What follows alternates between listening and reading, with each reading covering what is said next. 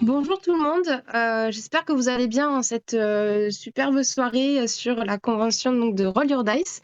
Aujourd'hui, je suis accompagnée de trois personnes absolument magnifiques. Je vais d'ailleurs les laisser d'abord se présenter et ensuite nous enchaînerons avec le sujet. Je vous en prie. Eh ben, je vais me lancer. Bonsoir tout le monde, merci pour l'invitation. Je suis Cécile, donc je fais du stream de parties de jeux de rôle, donc d'actual play, sur ma chaîne Twitch et YouTube. Et en ce moment, je stream tous les lundis soirs et on est sur une campagne qui s'appelle Fallout. J'avais envie de dire Fallout parce que c'est un peu la blague qu'on a un peu sur la chaîne, on dit Fallout. On déforme un peu tous les mots en anglais. Donc je suis meneuse. J'ai des joueurs qui sont super cool. Donc là, vous pourrez les voir le lundi à 21h. Et oui, j'ai principalement des joueurs garçons, donc ça va être super intéressant d'en parler ce soir. Et voilà, n'hésitez pas à vous abonner, follow. Et il y a aussi pas mal de tutos sur ma chaîne YouTube, comment créer des scénarios, réaliser des cartes. Et j'utilise principalement des virtual tabletop, donc je joue en ligne et on lance les dés en ligne, on a des cartes et des pions, tout ça. Voilà, merci beaucoup. D'accord, super, Seb. Enchanté, moi c'est Seb de Edge, donc je suis community manager chez Edge Studio. Les principales interactions que je peux avoir avec les joueurs, c'est sur les réseaux sociaux ou sur le Discord. Ça m'est arrivé de faire des vidéos YouTube, mais on reste quand même sur du réseau social de base, on va dire. Et enfin, notre dernière, Yuzuri, je t'en prie, à toi. Salut, donc moi c'est Yuzuri alias Meges. Alors moi j'ai créé un podcast l'année dernière qui s'appelle Meges Podcast. Le concept c'était donc le podcast dont vous êtes l'héroïne, c'est-à-dire qu'à chaque épisode les auditeurs pouvaient voter sur les réseaux sociaux, notamment sur la suite de l'histoire. Et du coup le podcast dont vous êtes l'héroïne parce que dans cette histoire que j'avais créée, l'héroïne était une femme. Et je fais également depuis 3 semaines, un mois, des vidéos quotidiennes sur TikTok sur lesquelles je donne en moins de 3 minutes des petits conseils de MJ, ainsi que je présente aussi des objets insolites, ce genre de choses. Et à côté de ça, je suis au conseil d'administration de la Fédération française de jeux de rôle, dans lesquels je m'occupe notamment de projets sur tout ce qui est toutes les questions de tout ce qui est jeu de rôle, je dirais innovant, inclusif et insolite, pour essayer de promouvoir ce type d'initiative holistique, si je puis dire, et que ce soit un petit peu plus connu. Voilà. Bah, super. Eh bien, je pense qu'on va pouvoir donc introduire le sujet, donc qui est un sujet qui aujourd'hui touche beaucoup l'actualité, notamment sur les femmes. Donc, nous sommes notamment accompagnés essentiellement de femmes. Désolée, Sébastien, tu es le seul. Mais nous avons un point de vue masculin, donc c'est une très très bonne chose. Donc nous allons parler justement donc de la place des femmes qui est assez grandissante en fait aujourd'hui dans le monde du JDR, avec certains problèmes qui viennent malheureusement aussi avec nous, hein, nos conditions aussi. Nous allons parler justement des fameux stéréotypes. Est-ce que c'est un mythe? Est-ce que c'est une légende? Est-ce que ça est toujours le cas? Est-ce que ça a bien changé? Est-ce que les mentalités ont aujourd'hui aussi évolué ou non? Ça, on va justement pouvoir échanger là-dessus, essayer de voir un petit peu nos points de vue, comment est-ce que ça a pu évoluer et tout ça. En plus, aujourd'hui, on est justement dans une époque où, par les réseaux sociaux, beaucoup de langues se délient. Donc, il y a beaucoup de témoignages justement qui ressortent par rapport à certaines situations que des femmes ont vécues. Et le JDR n'a pas échappé justement à ce genre de témoignages-là. Donc, on va un petit peu en parler aussi. Pour la toute première question que je vais vous poser, déjà, ça concernera d'abord les femmes. Je suis désolée, Seb. Ça va être Bouh. Non, Mesdemoiselles. je rigole. Mesdemoiselles, comment est-ce que vous êtes venue dans le monde du JDR? Comment vous avez connu cet univers-là? Tu vas, Yuzuri? Ok. Alors, moi j'ai connu le jeu de rôle, donc j'avais 20 ans, donc ça fait ça fait 10 ans, quasiment pile poil. Et je me rappelle plus exactement comment j'ai eu cette appétence pour le jeu de rôle. J'ai toujours été un petit peu geek, sauf que j'avais pas, quand j'étais au lycée ou au début des études supérieures, malheureusement, je connaissais vraiment personne qui était attiré, si je puis dire, par tout ce qui était jeu de rôle papier. J'avais bien évidemment, j'avais un groupe de potes avec qui on parlait jeux vidéo, jeux de société. C'est vrai que le jeu de rôle, c'est vraiment quelque chose que j'ai découvert un peu par moi-même et j'en avais un petit peu entendu parler et je voulais, plus, rentrer, vraiment tester. Et c'est, lors d'une convention à la Japan Expo, que j'ai vu un stand, où on pouvait tester. J'avais pas eu le temps de tester à ce moment-là malheureusement, mais la personne, qui était, l'association Opal Rollist à l'époque, m'avait donné leur carte en me disant: «Bah, on fait des IRL sur Paris, donc des rencontres, viens, si tu as le temps et puis, on te fera découvrir».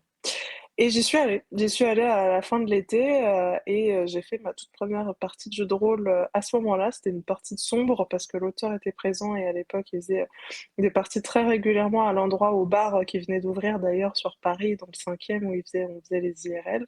C'était une partie, ça a duré une petite heure et j'ai adoré et donc du coup après, dans l'association, c'est vraiment cet asso qui m'a fait, découvrir le jeu de rôle parce qu'ils organisaient des rencontres avec d'autres rôlistes, des parties très régulièrement et c'est comme ça, petit à petit, que je suis rentrée dedans. Mais à la base, avant même de rentrer dans cet asso, j'avais acheté un jeu de rôle, c'était les Chroniques oubliées, la toute première boîte. C'était avant que ça devienne le truc méga stylé que c'est maintenant. À l'époque, bon, c'est pas que c'était pas stylé avant, mais c'était beaucoup plus petit, beaucoup plus débutant, quoi. Et moi, je cherchais à l'origine des joueurs pour pouvoir m'ouvrir cette boîte et puis, enfin découvrir via la toute première boîte des Chroniques oubliées et Trop bien bien. évidemment depuis, non seulement j'ai ouvert la boîte, mais j'ai acheté les autres et maintenant je les masterise très régulièrement en convention puisque maintenant les conventions, c'est moi qui y vais pour faire découvrir le jeu de rôle. Donc voilà, mais tout est parti vraiment d'une envie, personnelle et du fait que j'avais acheté, cette boîte et que je voulais trouver des joueurs et c'est via l'associatif finalement que je suis rentrée et que j'y suis toujours restée parce que maintenant je suis au CA d'une asso donc voilà. D'accord, super. Et toi, Cécile, dis-nous tout. Moi, ça a commencé au lycée, je savais pas du tout ce que c'était, et j'avais une option le samedi matin où j'allais dans le lycée de mon cousin. Et l'après-midi, il me disait qu'ils faisaient des jeux de fous, ils jouaient des vampires, ils allaient dans le monde entier et tout, un peu comme on raconte une série à télé. Et j'étais là, je sais pas, ça a l'air trop bien. Et à un moment donné, ce qui s'est passé, c'est qu'ils avaient besoin d'un vampire supplémentaire parce que les ennemis étaient trop puissants, il y avait trop de choses. Donc j'étais intégrée dans le groupe parce qu'ils avaient besoin en fait d'un nouveau PJ. Et donc je suis arrivée, je comprenais rien. On me disait présente-toi devant le prince, que vampire c'est très codifié, il faut que t'aies un nouveau vampire, tu vas voir le prince et tout. Et moi je commençais à lire ma fiche, alors j'ai 3 en force, j'étais vraiment pas du tout roleplay. Et du coup ils m'ont complètement accompagnée là-dessus, c'était super cool et une bonne ambiance. Et du coup tous les samedis après-midi on a commencé à jouer directement. Voilà, on faisait le matin le lycée, on mangeait là-bas et l'après-midi c'était que du JDR et on s'éclatait. Et j'avais un pote qui dessinait les BD de ce qui se passait, donc on était hyper créatifs. Moi j'adorais ça, quoi. Et dans le livre, parce qu'on va parler beaucoup des femmes ce soir, il me semble, j'ai scotché dans Vampire Mascarade, j'ai absolument scotché sur la gangrel. Donc c'était une fille avec un jean troué et une batte de baseball. J'ai regardé le MJ, je fais je peux jouer ça? Et il m'a dit oui. J'ai fait ouais, c'est génial. Voilà, la première approche du jeu de rôle, j'ai joué une bourrine et ça m'a absolument plu. Et j'ai jamais arrêté depuis en fait. Je peux rien dire là-dessus. Concrètement, au niveau de Vampire la Mascarade, moi, c'est les Bouja, les filles de la cacophonie et les toréadors. Ok. Voilà. Donc, c'est assez similaire aussi. Sauf Toré. Super. Eh bien, Seb, est-ce que tu voudrais nous parler de comment est-ce que tu as découvert aussi le JDR?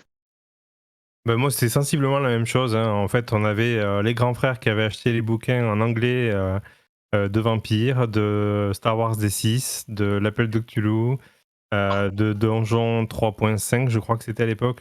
Oui, je te confirme, t'as tellement les mêmes rêves que moi. C'est tellement ça. Et c'est ce que je disais dans la conférence juste avant, c'est que ça fait partie du charme aussi, c'est que on maîtrisait pas aussi bien l'anglais que maintenant.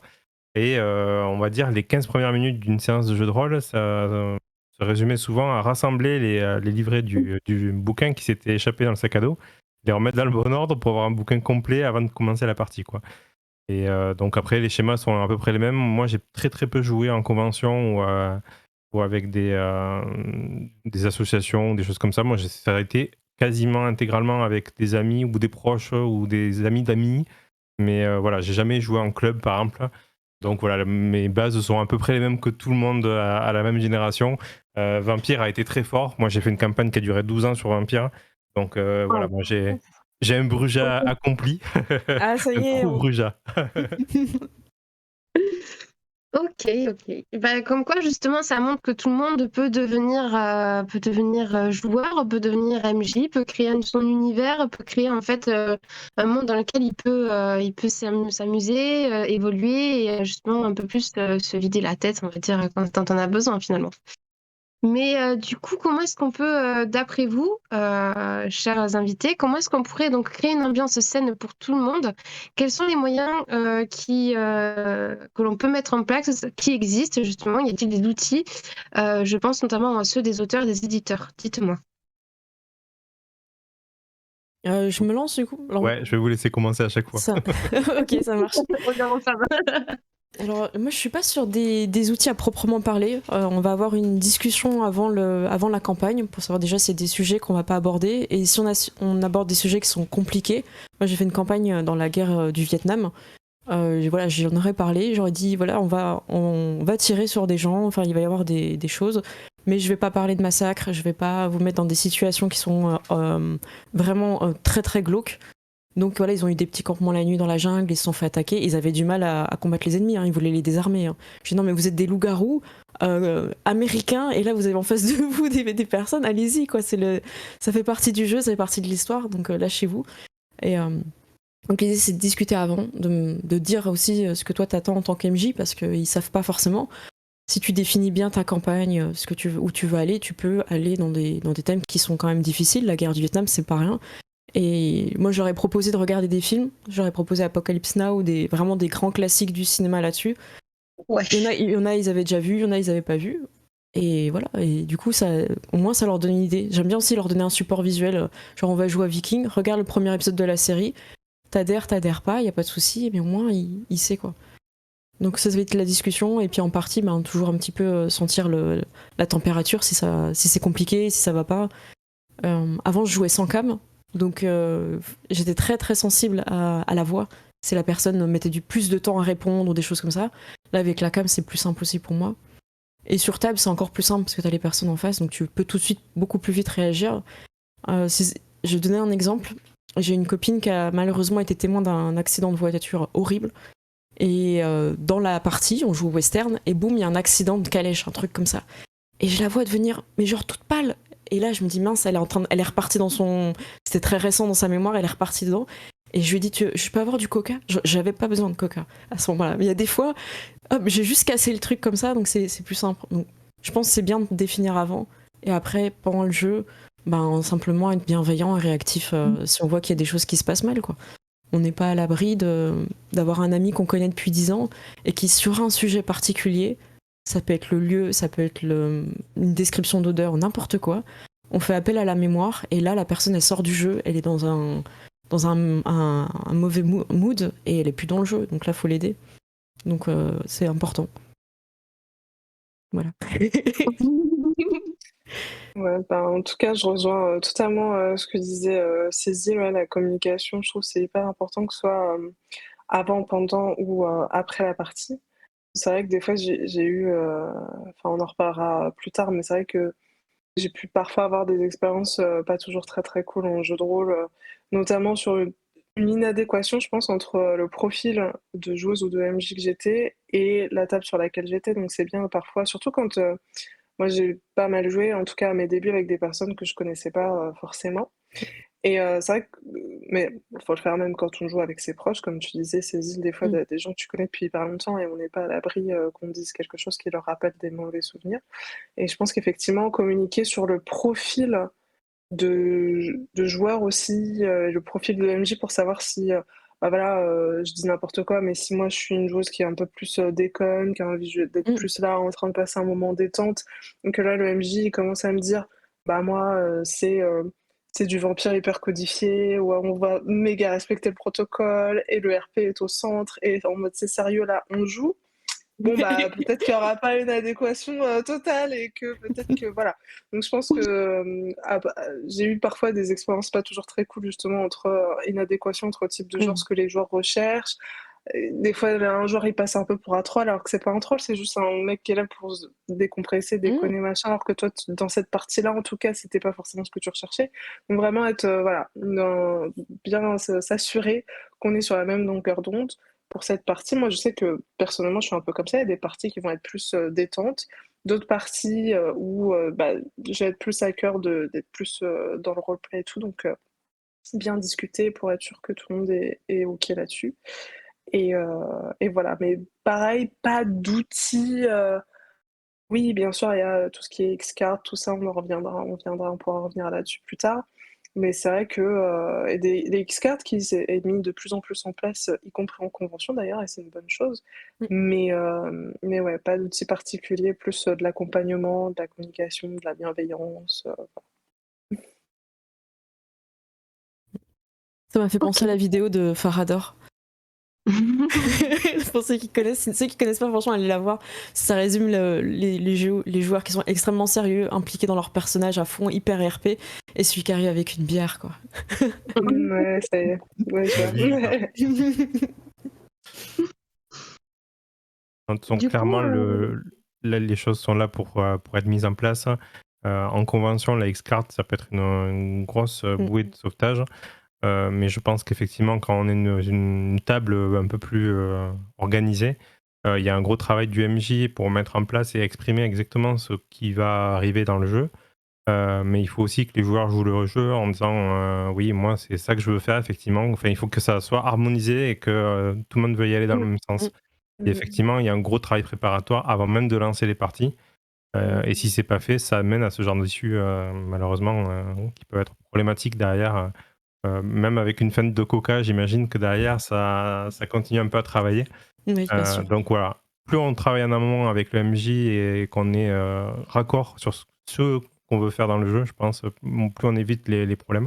Donc voilà, la solution, c'est ça. Bien préparer les parties avec les joueurs, avoir une intelligence aussi, parce que c'est pareil. T'es MJ aguerri, donc tu sais un petit peu les problèmes que tu vas avoir ou comment tu vas amener les choses. Un MJ débutant, on va peut-être pas avoir autant de clairvoyance pour préparer ça en amont. Donc voilà, il y a un échange joueur et MJ qui est obligatoire, je pense, si on veut éviter les soucis de ce type-là.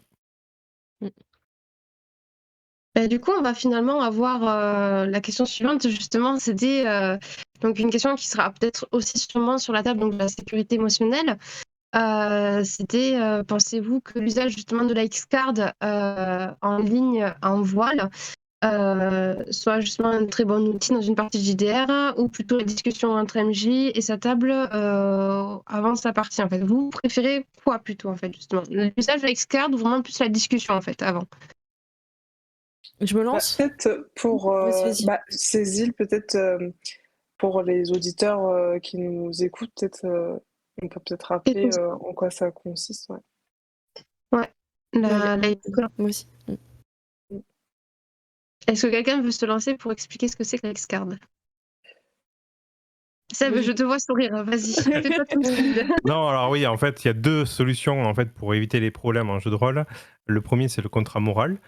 Donc on définit en amont en fait, les sujets qui sont sensibles et les sujets à éviter ou pas. On peut aussi définir tout ce qui est possible. Il y a plusieurs façons de le faire. La X-Card, c'est plutôt dans un autre sens. C'est quand le problème commence à arriver. On peut taper en touche en pointant une X-Card, donc soit une carte physique, soit ça peut être n'importe quoi. Ça peut être un saucisson au milieu de la table, il n'y a aucun souci. Mais voilà, quelque chose qui peut indiquer de façon un petit peu subtile au MJ que là, on arrive sur un terrain qui est un petit peu miné et qu'on aimerait bien éviter ces sujets-là. Et je pense qu'il n'y a pas un moyen qui est meilleur que l'autre, en fait. Ils n'ont pas du tout les mêmes fonctions, même si c'est sur le même sujet. Je pense que voilà, la X-Card, c'est un petit peu le pansement. On est déjà dans le problème. C'est un coup de volant, la X-Card, alors que le contrat moral, c'est plutôt une ligne de conduite en amont. On définit la vitesse à laquelle on va rouler et le rapport engagé pour chaque virage, quoi. Donc, c'est deux utilisations qui sont complémentaires. Je pense pas qu'il y en ait un qui soit meilleur que l'autre, en fait. Mais si quelqu'un finit le saucisson, est-ce que la X-Card continue d'exister ou pas? Oui, parce qu'il reste le paquet de chips et les bières, bien évidemment. J'aime beaucoup la question, du coup. Mais du coup, ouais, enfin, on va quand même avoir. Donc là, on est quand même sur la sécurité émotionnelle pour l'ensemble des personnes. Mais vous, les filles, en tant que femmes, est-ce que justement cette présence de X-Card ou la discussion justement avant MJ est quand même assez importante parce qu'on a quand même des sujets qui, par exemple, pour des femmes, sont assez compliqués finalement. Bah, déjà, l'approche, elle est bien parce qu'en fait, ça montre je suis ouvert à prendre en compte ce qui ne va pas pour toi. Donc déjà, le message est hyper positif quand tu vas rejoindre une table, que ce soit dit de façon verbale ou comment dire, avec une feuille à remplir ou des moyens différents.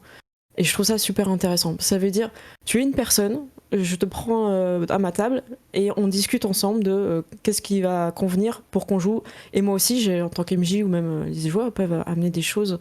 Donc je trouve que c'est déjà, ça ouvre le dialogue là où j'ai entendu beaucoup trop de MJ dire je ne suis pas une assistante sociale.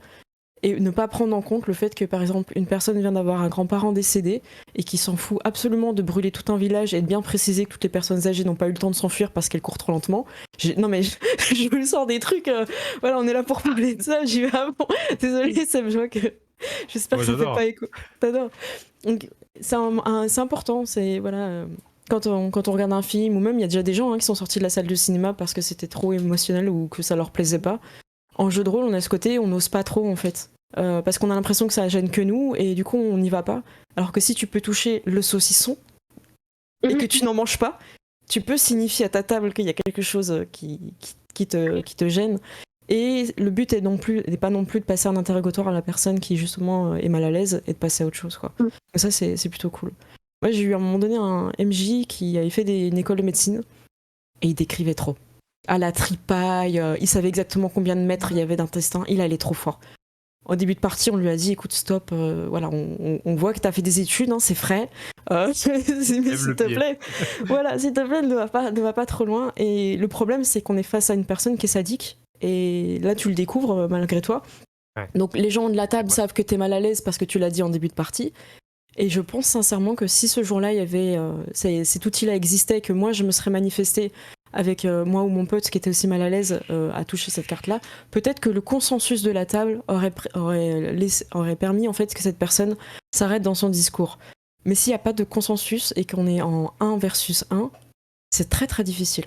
Moi j'ai beaucoup de mal à gérer, par exemple quand j'ai un joueur qui part en vrille, on est 1 versus 1, et du coup si les joueurs en fait prennent un petit peu parti de façon intelligente et bienveillante, ça peut dire écoute on voit ça après la partie, on peut le point de règle, tout ça.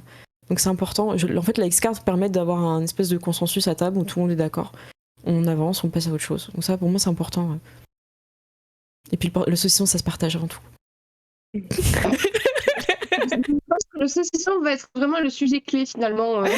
Oui, salut Mathieu avec le saucisson. La base de tous nos tables de jeux de rôle. Hein. As-tu mangé Seb avant cette table ronde? Bien évidemment. Je suis d'accord avec Cécile, surtout sur le fait que depuis que je fais du jeu de rôle, donc une petite dizaine d'années, j'ai vraiment pu voir un changement par rapport à ça et vraiment une amélioration vraiment dans le bon sens parce que j'ai aussi commencé à faire des conventions. Je me suis mise à masteriser assez tôt et à faire des conventions rapidement et j'adorais ça. Et effectivement, la mise en place de la X-Card maintenant, c'est quasiment, c'est facultatif, c'est-à-dire que c'est limite, maintenant je suis passée du côté un peu plus organisationnel au niveau des conventions. Quand on va checker au niveau des MJ, ils sont tous obligés de nous montrer ce qui va servir de X-Card pendant la partie. C'est un prérequis maintenant pour nous, alors qu'avant, moi, comme il y a encore 5-6 ans, je faisais des conves, jamais personne m'a demandé est-ce que tu as quelque chose qui va servir de X-Card pendant ta partie? Alors que maintenant, on va vraiment checker que tous les MJ en ont une. Et puis même, moi, je masterise ou je joue plutôt en présentiel autour d'une table. Et effectivement, avant, j'avais un peu cette impression que en tant que joueuse, quand je disais quelque chose ou que je faisais, j'avais un petit peu peur de me manifester quand j'avais peur de déranger la partie, moi, au début, en plus, j'étais encore un peu timide, un peu réservée, et j'avais un petit peu peur s'il y avait une scène qui me dérangeait ou que je disais un truc que j'allais casser le truc. Je voyais tout le monde qui était à fond dedans, qui était presque hypnotisé par les paroles du MJ, et moi ça me mettait mal à l'aise. Je me disais oh là là, je vais casser le truc. Et, euh, et j'avais l'impression des fois que je me faisais, ou quand j'osais le faire, j'avais l'impression que c'était un peu balayée, je me sens pas toujours sentie très Mmh. écoutée dans les parties de jeux de rôle et là-dessus, j'ai vu une nette amélioration. Maintenant, tu peux clairement dire et c'est même apprécié, c'est même recherché, tu peux clairement dire s'il y a quelque chose qui te rend mal à l'aise ou que tu et c'est pris en compte et on va, passer à autre chose. J'ai vu vraiment en tout cas, je sais pas ce que vous en pensez vous, mais moi j'ai l'impression d'avoir vu une vraie évolution des mentalités par rapport à ça. Mmh. Il y a plus, le MJ un peu, qui, fait sa partie et c'est à «prendre ou à laisser» entre guillemets comme j'ai pu parfois, avoir l'impression. Mmh. Il y a même des fois où heureusement ça arrivait rarement, mais il y a parfois où j'ai un peu eu l'impression de subir la partie même parfois et ça là-dessus vraiment il y a eu une évolution là-dessus qui fait que justement on fait tout pour plus que tu aies ces sentiments-là et ça, c'est vraiment cool. Mmh. Tu te sens plus légitime quand il y a un outil qui existe Exactement. pour, Mmh. t'exprimer, bien sûr. Mmh. Ok, ok. Du coup, on va regarder un petit peu aussi le fait que les femmes ont commencé à arriver de plus en plus nombreuses justement dans le GDR. Il y a notamment donc le sondage de Thiès, je ne sais pas si je le prononce Oh! correctement, je suis désolée, hein, en 2018. Donc on a pu on a pu constater donc une augmentation des GDR pour les femmes, une diminution d'écart de chiffres entre les hommes et les femmes donc dans le monde JDR. On est à 17,4% de femmes rôlistes, alors qu'en 2010, on était à 8% et en 2014, on était à 13%. Qu'est-ce qui, pour vous, justement, aurait amené cette évolution assez importante, justement, dans ce monde-là? Je pense que c'est Bah, la popularité du pardon, média. Ouais, non, il y a pas de souci. La popularité, en fait, que le jeu de rôle déjà a gagné en popularité, donc il a touché déjà beaucoup plus de monde. Et ouais, ça, ce côté représenté dans les médias, que ça soit dans Stranger Things ou des choses comme ça, franchement, ça ouvre les portes. C'est énorme, en fait. Donc ça, c'est important. Puis plus dans les conventions, plus dans les associations, on voit des femmes, plus on se dit, ah bah c'est pas que un loisir euh, qui n'est pas adapté pour nous, on peut y aller, en fait. Les portes sont ouvertes. Vas-y, Sophie. Bah, déjà, j'ai l'impression qu'il y a plus de rôlistes, tout court, hommes Mm. comme femmes. J'ai l'impression qu'il y en a plus, par le fait que, il y a de plus en plus de kits d'initiation. Le jeu de rôle, c'est quelque chose c'est un peu plus, bah, comme tu l'as dit, popularisé par les médias. C'est vraiment rentré dans la pop culture, d'une part et d'autre part, effectivement, il y a de plus en plus, c'est plus accessible. Il y a de plus en plus de kits d'initiation, de choses, de JDR qui allègent leurs règles pour les rendre, plus, facilement, plus accessible, quoi. Donc, d'une part, il y a plus de rôlistes, donc on peut s'attendre en effet à plus de femmes. Mais, effectivement, j'ai l'impression aussi, que entre, il y a 10 ans et maintenant, de voir effectivement une population féminine un petit peu plus importante. Ouais. Mm. Et de moins en moins aussi une population féminine qui a été, influencée par, monsieur, par le conjoint. J'ai l'impression qu'il y a aussi plus de femmes qui sont venues de leur propre chef, d'elles-mêmes, comme moi c'était mon cas aussi. Parce qu'à l'époque, très souvent, je discutais avec des amis rôlistes et très souvent au début, c'était pour faire plaisir aux copains, puis finalement elles ont aimé, elles ont commencé à s'impliquer et là, je vois que c'est le désir de faire du JDR est de plus en plus personnel et ça aussi, c'est quelque chose qui fait plaisir. Ah bon. Alors moi je vais vous parler un petit peu de chiffres, mais effectivement Allez! c'est clairement ça. On est sur une progression à 2 chiffres sur les 3 dernières années en termes d'évolution de jeux de rôle. Donc clairement, il y a un engouement. Après il s'est passé des choses qui a fait que, on a enfermé les gens chez eux pendant des mois. Donc du coup ça a beaucoup aidé aussi à installer, et le jeu de rôle et aussi le jeu en ligne, très clairement. Mm. Mm. Donc ça, c'était un gros gain. Mais c'est vrai que des profils comme celui de Yuzu, où c'est une personne qui achète un kit d'initiation dans une boutique, qui ne connaît le jeu ni d'Adam ni d'Ève et qui veut s'y mettre et qui s'y met, et qui reste visiblement très ancré dans le milieu, donc ça prouve que ça fonctionne. Ça, c'est des phénomènes qui arrivent effectivement depuis qu'on a mis en place des kits d'initiation, qui étaient moins bien faits dans le passé, je trouve. Oui, oui. On a été pionnier chez FFG avec des kits d'initiation. On avait des boîtes pour commencer, mais c'était à destination des rôlistes en fait. Donc c'était, vous voulez commencer L5R, prenez le kit d'initiation de L5R. Mais si t'as jamais fait de jeu de rôle, en fait, le kit d'initiation de L5R, il était un peu rugueux quand même, un peu velu de se taper les 40 pages d'initiation en partant de zéro. Ça, c'est un travail qu'on fait maintenant beaucoup, où on propose, par exemple, sur la boîte de base de l'appel de Cthulhu, où là, on a un petit livret dont vous êtes le héros, qui permettent de comprendre un peu les rudiments du jeu, de jouer déjà tout seul, dans un premier temps. Et après, on a un deuxième livret qui explique un peu ce qu'on attend du MJ, ce qu'on attend des joueurs. Donc on prend un pas à pas, on amène les gens à arriver sur du jeu de rôle. Et en fait, cette petite marche-là qui passe du néophyte à on commence un petit peu à comprendre ce qu'est le jeu de rôle, jusqu'à présent, on ne la proposait pas parce que on n'avait pas compris que c'était un problème. Et là, clairement, depuis quelques années, on a une conscience de ça. Et c'est pour ça qu'on arrive avec des kits d'initiation qui sont vraiment prévus pour les béotiens, quoi. Et je pense que ça a contribué aussi à l'arrivée de tout le monde sur le jeu de rôle, et particulièrement des femmes qui ont toujours été plus ou moins présentes. Mais je trouve que là, il y a effectivement il y a un côté aussi, ce qu'on disait tout à l'heure, le fait que ça soit plus une tare d'être rôliste. C'est plus vu comme voilà, un souci. Moi, je me rappelle très bien les premières fois où j'ai fait du jeu de rôle, les parents étaient un peu inquiets. C'était presque une secte, on se demandait si les enfants allaient se suicider. Enfin, il y avait mauvaise presse en fait sur tout ça. Alors que maintenant, en fait, on le voit, hein, que ce soit des gros médias, que ce soit, enfin, on voit une évolution. Les gens ne trouvent plus ça problématique, en tout cas. C'est moins dérangeant qu'à l'époque. Donc C'est je pense devenu que cool. ça aide. C'est devenu cool là récemment, mais avant que ça devienne cool, c'était déjà toléré, ce qui était déjà un gros Oui, c'est vrai. pas en avant. Et du coup, je pense que ça a permis à pas mal de gens de se lancer aussi, en se disant, ouais, je pars pas dans une secte, la secte du saucisson. J'aime bien.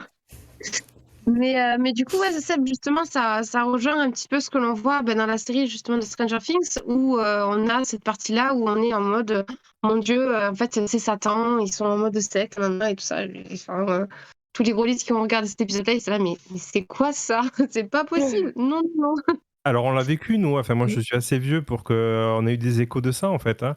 Ah oui, quand même. Oui, Les tout à fait. clubs fermés, tout ça. Hein. En fait, comme toujours, hein, par méconnaissance, en fait, les gens racontaient n'importe quoi. Mais c'était le cas du rock'n'roll quelques années avant, où c'était la musique de Satan. Par méconnaissance, en fait, les gens associaient des choses. Et il s'est passé 2-3 faits divers aux États-Unis, comme il se passe pour tous les sujets. Hein, je veux dire, la passion des oiseaux, ça tue des gens aux États-Unis, alors que dans le reste du monde, non. Mais voilà, du coup, le jeu de rôle, ça a tué des gens aux États-Unis, et du coup, ça a eu mauvaise presse. Et on s'est traîné ces échos-là, en fait, en Europe, alors qu'il s'est jamais rien passé de spécial en Europe sur le jeu de rôle. Donc maintenant, voilà, on a fait un pas sur le oh, c'est ok, ça passe, il n'y a pas de souci. Et maintenant, même, ça devient cool. Donc tant mieux pour nous. C'est ce que je disais tout à l'heure sur la conférence précédente. À nous aussi d'accueillir ces gens-là, en les prenant avec un peu moins de hauteur que certains le font. C'est ce que je disais par rapport aux personnes qui jouent depuis les années 80. Souvent, il y a un petit côté. Alors, il y a les deux. Hein. Il y a des gens qui sont très bienveillants et qui ont l'envie de transmettre. Et ça, c'est super cool. Donc, continuez. Mais il y a aussi une population qui considère que le jeu que vous jouez n'est pas assez bien et que vous devriez jouer à autre chose. Et je trouve que c'est un peu dommage. Hein. On a un média qui est en train d'exploser. Et je pense que c'est du devoir de tout le monde de monter sur le pont et d'accueillir les nouvelles générations et de leur donner le goût en fait des bonnes choses sans les juger. Parce qu'on peut très bien faire un jeu de rôle Fortnite ou une licence qui n'est pas forcément parlante pour les personnes âgées, je veux dire, mais voilà, qui serait tout à fait... Expérimenté. Ouais, voilà.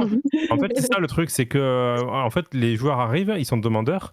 Je pense que ne pas les dégoûter, c'est une bonne idée. Et justement, si on a une passion commune, autant la partager. Et c'est ce que je disais sur mon Discord, c'est qu'on a essayé d'insuffler ça. Et on se retrouve avec des créations, avec le clan du Tanuki, le clan du lièvre. On a des suppléments qui sont fabuleux. L'appel de Cthulhu, là, ils ont fait un bouquin de 80 pages. Ils ont passé tout le mois de septembre à faire des animations en fait, pour débuter le jeu de rôle. Donc, en fait, de l'initiation pendant un mois de façon complètement joueur-joueur, c'est fabuleux, quoi. Et c'est comme ça qu'on aura un média qui est fort et qu'on sera reconnu. Et pas en passant pour des métalleux qui travaillent dans une secte de saucisson, quoi.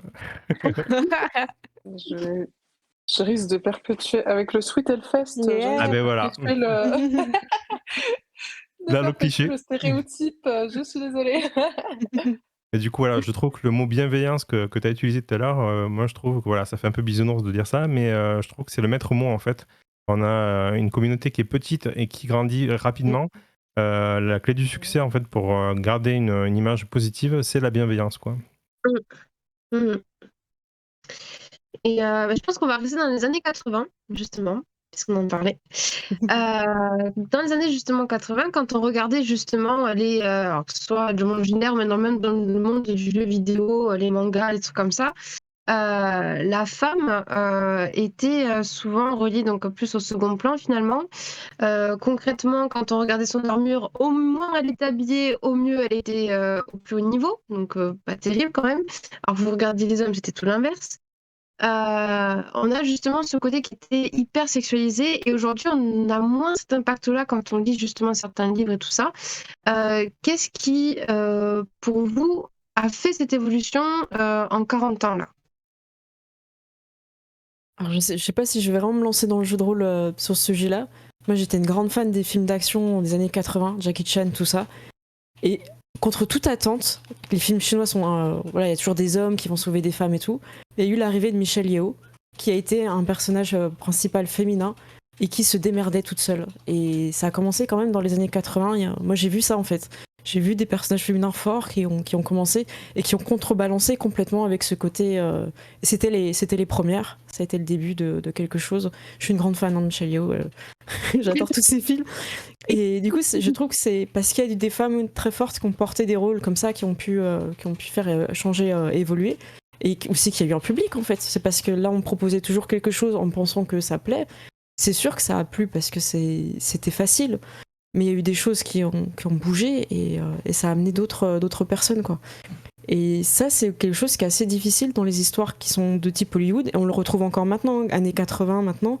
La femme a ce côté où elle est un faire-valoir dans le scénario pour l'homme. L'homme, finalement, t'enlèves la femme. Les scènes qu'elle a avec lui, c'est des scènes d'amour. Hein. J'avais appelé ça d'amour, mais vous voyez de quoi je parle. Des scènes où elle le conseille, où elle lui dit que c'est le meilleur. Et c'est toujours, elle, un appui comme une béquille. En fait, si vous remplacez la femme par une béquille dans le scénario, c'est la même chose. Hein. Il s'appuie un petit peu dessus, et après, bon, c'est bon, c'est reparti, c'est moi le héros, je suis super fort. Et donc, voire même une récompense. Hein. Souvent, ça finit par oui. il gagne la femme à la fin, quoi. Oui, c'est vrai que ça peut être l'objectif. Oui. Donc elle n'est pas du tout investie en termes d'action, en termes de scénario, elle n'a pas de réel impact en fait. Et ça change. Et voilà, en tout cas, je sais que dans les années 80, c'était assez parlant, c'est bien que t'en parles. Et en fait, il y a eu des égéries pour moi. Hein. Franchement, Michelle Yeoh, elle a vraiment changé la donne, quoi. Et c'est pas pour rien que c'était aussi la première James Bond girl, quoi. Sur sa moto, voilà, on en parle. Donc il y a eu des figures de proue comme ça qui ont fait évoluer les choses et je pense que c'est plus dans ces personnages-là qu'on peut s'inspirer que regarder le faire valoir, quoi. Mais ça c'est pas évident parce que faut se dire qu'il y a des personnes qui ont vu pendant toute leur vie que des personnages féminins qui sont faire valoir. Donc quand on leur demande de créer un scénario, d'investiguer, et ils sont paumés. Et en vrai, moi je vous comprends parce que si j'avais eu que des hommes compétents dans les films, je saurais pas jouer d'autres choses. Je troll un peu, voilà. J'aime bien. Non, c'est génial. C'est comme on est team saucisson, donc là on n'a pas de saucisson pour les cucards. Donc on va se débrouiller. En gros, sur les personnages masculins, vous allez avoir beaucoup plus d'exemples. Il y a le personnage maladroit, il y a Laurel Hardy, il y a beaucoup plus de choses qui sont amenées avec l'humour. Et il n'y a pas forcément toujours le caractère qui est mis en valeur, qui est sexualisé, qui est beau. Il y a d'autres personnages, des personnages plus âgés, plus jeunes. Et la femme, elle est souvent soit la mère, soit la femme à gagner, quoi. Et du coup, ça vous donne beaucoup moins de panel d'imagination si vous êtes depuis tout jeune familier de ce genre d'histoire, quoi. Donc moi, je vous invite vraiment à regarder ce qui se passe en Asie, ce qui se passe en Inde, parce que les histoires, elles ont rien à voir, quoi. Je vous laisse la parole. Je rends le saucisson de parole. Moi, pour ma part, je pense qu'effectivement, il y a une évolution qui vient aussi d'une évolution sociétale, qui fait que la place de la femme dans la société, entre les années 80 et maintenant, elle a aussi vachement évolué. Et ce que j'apprécie, c'est que de nos jours, en tout cas, on se rend de plus en plus compte du décalage entre la réalité et ce qu'il y a dans les films.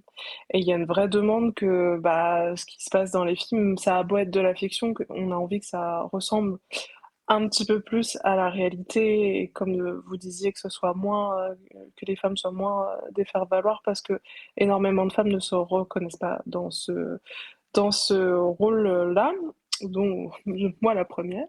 Et donc du coup, effectivement, le fait d'avoir plus de représentation dans les médias autres que le JDR, de vraies femmes et de femmes dans la réalité vraie, et ben ça, forcément, ça influence aussi que le jeu de rôle prenne le pas sur ça aussi. Ça me paraît tout à fait logique et tout à fait bien. Ce qui Là où c'est vrai que ça peut être bien aussi dans le JDR, c'est que tu as le jeu en tant que tel, la façon dont il a été écrit, l'histoire, et cetera. Mais ce que j'apprécie, c'est que le MJ peut tout à fait se réapproprier ça pour faire sa propre histoire. Et c'est vrai que des fois, c'est compliqué de se positionner, ça peut être un peu délicat parce que des fois, tu as des jeux de rôle qui sont qui se passent dans un univers un peu sexiste. Voilà, on va pas se le cacher. Il y a certains jeux d'ailleurs dans lesquels c'est clairement affiché qu'on est dans un univers un peu comme ça. Et c'est vrai que des fois, je me dis, je me mets à la place du MJ, il joue ça parce qu'il apprécie le jeu, l'univers. Mais ça peut être parfois difficile bon, je sais que c'est un univers où on a tendance à mettre les femmes au second plan, mais j'ai quand même envie d'avoir des femmes à ma table et j'ai pas envie qu'elles se sentent au second plan en tant que joueuse. Bah, est-ce que je respecte l'univers ou est-ce que je me réapproprie l'univers pour faire en sorte que tout le monde se sente bien, malgré que, après ça reprend ce qu'on me disait tout à l'heure sur la discussion. Effectivement, si t'as une femme, moi je me rappelle plus comment il s'appelait ce jeu, mais j'ai fait un one shot justement d'un jeu qui était particulièrement bien sexiste avec qui était justement un jeu plutôt des années 80 avec des illustrations de femmes hyper dénudées et tout, j'ai plus le nom. Bimbo? Euh, ah, ça, c'est plus récent, non? C'était les années 80, Bimbo aussi. Bah, j'ai Non. fait une partie de Bimbo aussi, d'ailleurs. Avec MZ qui avait fait l'effort, justement, de pas trop bimboiser, en tout cas pas dans le trash ou le lourd. Mais c'est vrai que ça, c'est vraiment fait pour. Non, mais c'était vraiment c'était un jeu comme ça qui se passait dans un univers sexy. J'avais participé en tant que joueuse. Et le MJ avait essayé justement d'être dans cette balance entre OK, l'univers est sexiste de manière assumée, mais comme j'ai des choses à ma table, l'idée c'est quand même qu'elles se sentent pas non plus. Voilà. Donc ça peut être un petit peu délicat, mais c'est ce que j'apprécie. C'est en tout cas cet effort que plein de MJ font. Ça revient à la prise de conscience dont on parlait tout à l'heure, que malgré de s'affranchir un peu, de pas vouloir absolument respecter l'univers à la lettre, et de s'affranchir un peu de tout ça, se réapproprier le truc et de le mettre un peu plus dans les réalités d'aujourd'hui, quoi, pour que tout le monde se sente bien. Il y a aussi cette évolution-là des mentalités qui vient sûrement de l'évolution de la société et des médias, et ça, je trouve ça cool aussi. Voilà. Alors moi, je vais continuer dans cette idée-là, très clairement, je suis entièrement d'accord avec tout ça. Moi, d'un point de vue éditeur, on a supprimé des biais, justement. On fait exprès, volontairement, carrément. maintenant, de retirer des biais de ce type-là. Et on y réfléchit, on essaie de faire une équité en termes de personnages. Si on a des prétirés, on essaie de faire une équité, autant de femmes que d'hommes, ou même des personnages non genrés, comme on peut le faire sur L5R. Toujours l'Asie, hein. Là où c'est culturel et c'est tout à fait logique d'avoir des personnages non genrés dans la culture asiatique. C'est le genre de biais qu'on met en place pour contrer justement des biais qui étaient plus anciens et qui étaient effectivement plus douteux. Je pense qu'effectivement la société a évolué et donc de base le format doit suivre aussi. Et voilà, nous on met ces choses-là en place. Donc c'est pas compliqué de mettre 4 persos féminins et 4 persos masculins et 2 persos non genrés dans un jeu de rôle pour pouvoir toucher au plus large. Et comme tu dis, un MJ peut très bien prendre un prétiré masculin, le transformer en féminin ou l'inverse. Nous, on fait une proposition de base qui peut être complètement adaptée derrière. Mais l'idée, c'est que dans la proposition de base, on ait déjà quelque chose qui peut toucher tout le monde. Ce qui n'était pas le cas dans les années 80, où on parlait systématiquement à des bonhommes pour faire des bonhommes. On les mettait tout nus avec des gros biceps bien huilés. Et c'était Conan le Barbare et ils se tapaient dessus, quoi. Là, maintenant, on a un peu plus de nuances sur les personnages. On a un peu plus d'ouverture aussi sur les genres. Donc, tant mieux. Tant mieux. Pour le coup, plus on touche des gens, mieux c'est. Donc, voilà, tout simplement. Et même la distribution des rôles, les rôles de personnages qui sont plutôt physiques, au corps à corps, ou voilà, qui ont attaqué, sont pas forcément que des prétirés pour des personnages masculins. Et ça, c'est bien. C'est-à-dire que c'est réparti, quoi. Ouais. Et après, ça peut se jouer à des détails, tu vois. Par exemple, sur le dernier supplément pour Twilight Imperium, donc dans Genesis, on a une illustration d'une femme qui est mais ultra badass. Cheveux rasés sur le côté, grosse dégaine, vraiment, Et tu sens qu'elle tord des coups, quoi. c'est Et clair. l'illustration, c'est faite comme ça, et le gars nous le rend avec, elle fait la gueule. Vu qu'elle est badass, elle fait la gueule. Ah. Et on lui a dit, mets-lui un sourire. C'est pas parce qu'elle est Mm. badass qu'elle peut pas sourire, quoi. Mmh. Et c'est vrai que dans son imagination, il avait des biais qui faisaient Mm. que elle était badass, donc elle faisait la gueule. Et je pense Ouais, que c'est ce qu'il devait faire sur une illustration masculine. Le mec, il est badass, il fait la gueule. Bon, mm. c'est une femme, tu peux aussi la faire sourire. Elle peut être badass et aussi pas être une porte de Mm. prison, quoi. Enfin, et Mhm. tu vois, c'est le genre de petits détails sur lesquels maintenant Mm. on s'attarde. Peut-être qu'il y a 15 ans, on prenait moins de temps pour ces illustrations-là. On commandait une illustration, ça revenait, c'était la femme badass qu'on avait demandé. Ok, ça passait. Là, maintenant, effectivement, c'est le genre de petits détails sur lesquels on est assez pointilleux pour se dire, ben voilà, elle est badass, ok, c'est cool, mais elle est pas obligée de faire la gueule. C'est, voilà, c'est logique, Mhm. mais voilà, c'est que des biais comme ça qu'il faut démonter d'un héritage qu'on a eu, et Mm. ça prend du temps, mais du coup, je pense que voilà, la société bouge dans ce sens-là, et c'est une bonne chose, et nous, on essaye d'avoir des œuvres qui vont dans le même sens, tout simplement, hein. Mm. Mhm. Ok. C'est top. Alors là, ça va être une question qui va être assez compliquée. Je préviens d'avance. Ok. Voilà. Est-ce que vous êtes prêts? Donc là, on va sortir le sprite card parce que je n'ai que ça sous la main, malheureusement, désolée. Ok, Pas le ça va, c'est saucisson. bon. Donc, tout au long justement donc, de votre carrière de rôliste, est-ce que, ou même de MJ, est-ce que vous avez déjà observé ou subi des comportements gênants ou problématiques venant de certains joueurs ou certains MJ qui vous ont fait hésiter à pratiquer le JDR ou qui vous ont un peu plus rebuté justement par rapport à cet univers-là? Est-ce que ça vous est déjà arrivé ou pas? Alors moi j'ai eu un MJ dans Ignominé Satanis qui allait un peu loin. Surtout j'avais fait un personnage, moi c'était vraiment pour rigoler, le démon de la luxure, je sais plus son nom. Moi c'était vraiment pour en mode rigolo et tout. Et lui il partait un peu loin. Mais le truc c'est qu'en fait, quand t'as quelqu'un qui part tellement loin, ça devenait ridicule. En fait on se moquait tous de lui en fait. Il a été... Donc ça m'a pas dégoûté, ça m'a pas donné envie d'arrêter. Ça m'a juste dit, fais attention quand tu choisis ce genre d'axe de personnage. Même si c'est un pote que tu connais tout, il peut partir en live en fait. Donc voilà, j'ai plus vu ça comme ça, mais en même temps, les potes aussi ils ont trouvé qu'il partait bien, bien en live. Donc du coup, on a pu rectifier le truc, genre c'est bon, on se calme quoi. Mais c'est vrai que faire un personnage qui peut être très sexy ou qui peut aller vraiment, comment dire, que ça soit une mécanique de jeu en fait, la séduction, tout ça, avec un personnage féminin, ça peut être des fois un peu difficile quand tu es la fille du groupe aussi. Parce que justement, t'incarnes le côté la fille du groupe, et en même temps, dans le jeu, tu vas jouer sur ce côté de. Comment dire, ouais, là, de séduction qui va être d'autres mécaniques de jeu. Et du coup, ça peut être compliqué, donc je pense que c'est bien de remettre les pendules à l'heure. Le gars était parti en live. Voilà, il s'est fait recadrer, très bien. Et ça, c'est important. Donc j'ai pas eu de dégoût au point de pas vouloir rejouer. Encore une fois, moi j'ai eu mon cousin à ma table aussi, hein, donc faut pas se mentir, il n'y a pas eu de débordement, hein. Je veux dire, j'ai commencé, ouais, c'est le sang de la veine, donc voilà, il y a ce côté où on était vraiment en groupe à peu près du même âge, même style. Donc, mais voilà, plus tard, j'ai pas eu, à part ce moment-là où sur Imnomité Satanis, je me suis dit, ouais, peut-être que là, je referais pas forcément un personnage dans cette thématique-là.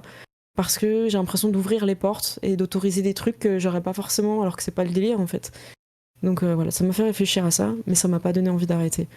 Non, il y a eu beaucoup de choses, mais j'ai jamais eu envie d'arrêter. Voilà. Et toi, Yuzuri, est-ce que tu as vu peut-être quelque chose, été témoin de quelque chose, ou peut-être vécu, je sais pas. Ouais, ouais. Alors, une fois, un truc qui m'est arrivé, c'était pour ma toute première campagne en plus. Alors, c'était un peu particulier parce qu'on jouait le loyal mauvais. Et donc, pour débuter, ça peut être un peu, un peu, c'était du Pathfinder. Et donc, j'avais eu la discussion avec le MJ avant, pas de souci, il m'avait briefé, il m'avait expliqué. Donc là-dessus, aucun problème. Et effectivement, j'arrive à un moment sur la table. Et parmi les joueurs, il y en avait un des joueurs qui avait fait un perso ultra charismatique. Et moi, j'avais fait la voleuse, un peu assassine discrète, pas spécialement belle, pas spécialement rien du tout, mais qui est vraiment faite pour tuer efficacement, discrètement, voilà, assassine pure souche de base de Pathfinder, quoi. Et à un moment, après une mission, on retourne à notre campement et le personnage du coup du joueur m'aborde et tente une approche de séduction. Ce que je refuse parce que voilà, pour X raisons, je voyais pas, c'était pas pertinent pour moi dans mon esprit. Et le joueur sort de son roleplay et me dit t'es sûr? Parce que si on joue au dé, et me montre son score de charisme et me fait comprendre que ma personne n'est pas censée refuser les avances tellement il a un charisme élevé, quoi. Et du coup, il commence à me dire, ben, à demi en rigolant, si on joue au dé, en gros, il y a de fortes chances. Et moi, nouvelle venue, j'ai un petit coup de stress en mode, attendez, ça veut dire que si le MJ nous dit, ok, vous le jouez au dé, je suis obligée, et qu'il gagne, est-ce que je suis obligée d'accepter? Du coup, ça, je me suis dit, oula, quelle est la limite entre moi, ce que je veux en tant que joueuse, ma perso et les dés? Est-ce que les dés dictent tout, absolument tout, ils vont même au-delà de mon envie et tout? À ce moment-là, le MJ est intervenu en lui disant, en gros, tu la laisses tranquille, elle a refusé, on passe à autre chose.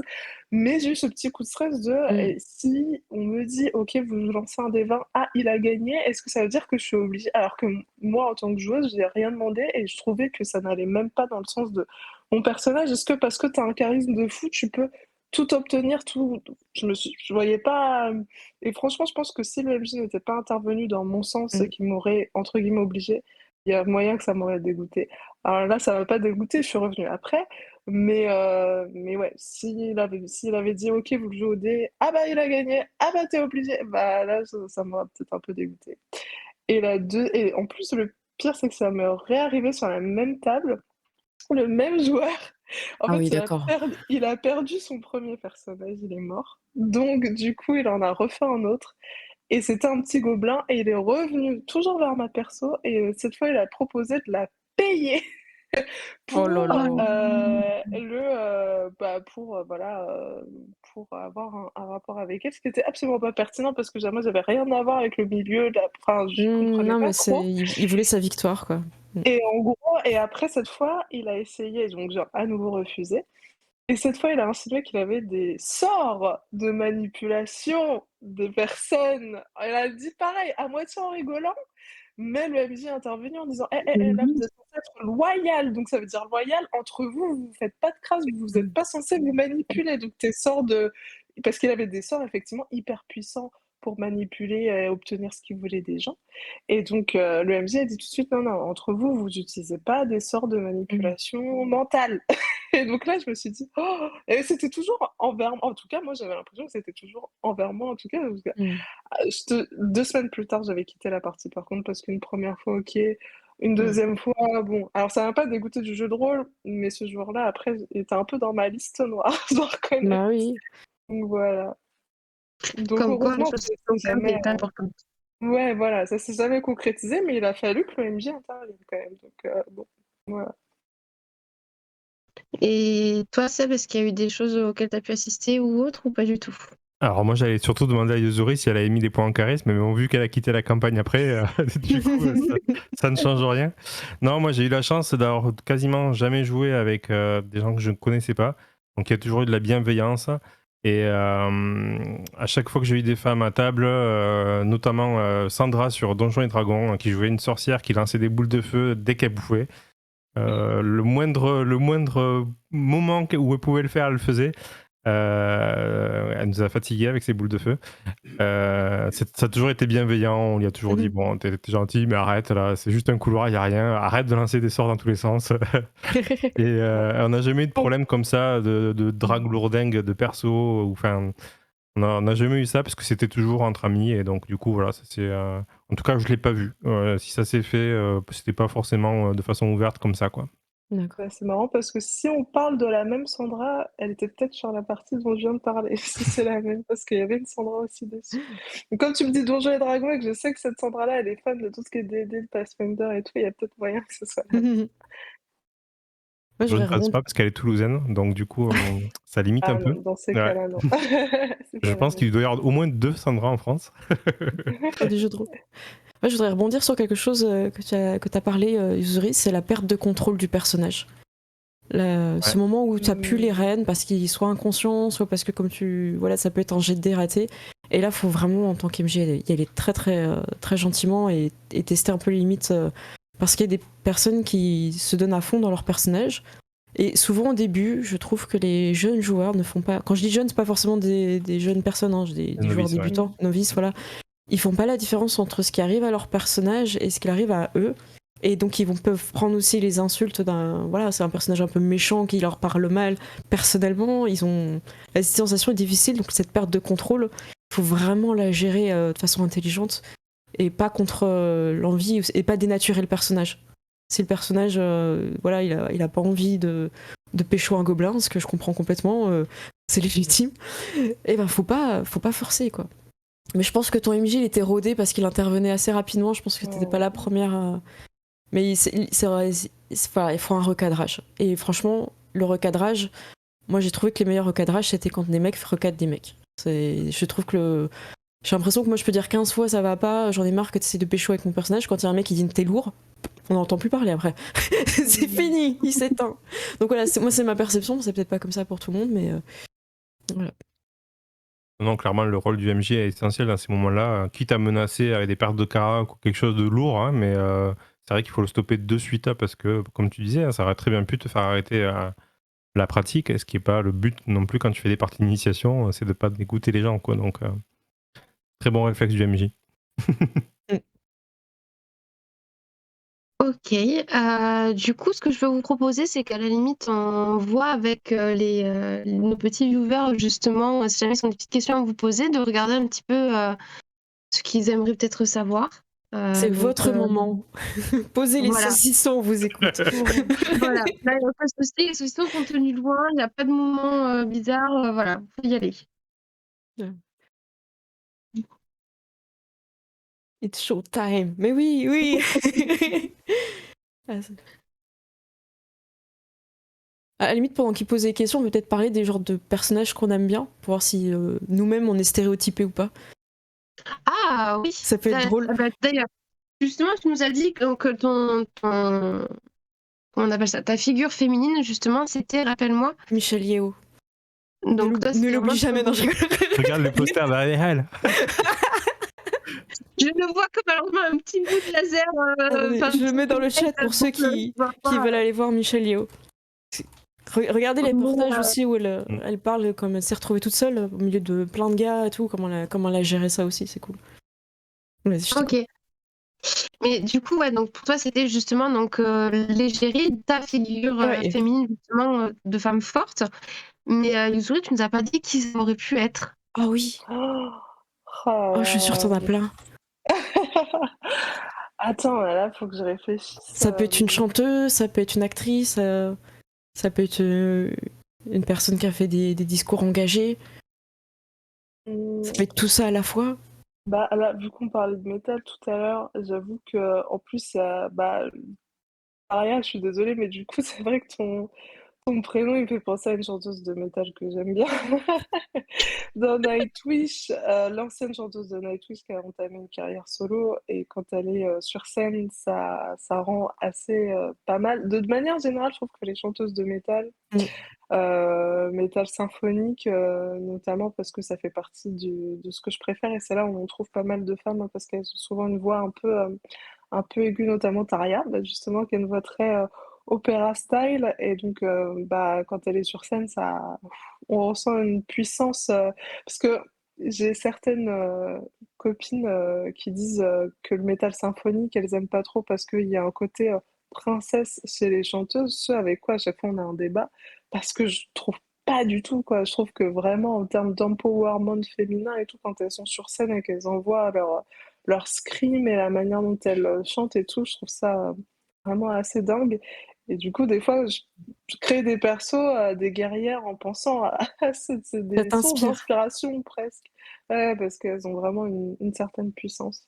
Bah, c'est ce qui me vient à l'esprit maintenant. C'est la prestance. Ouais, c'est ça, le charisme, la prestance qu'elles ont. Et toi, Seb, une figure féminine badass des années 80 qui t'a inspiré?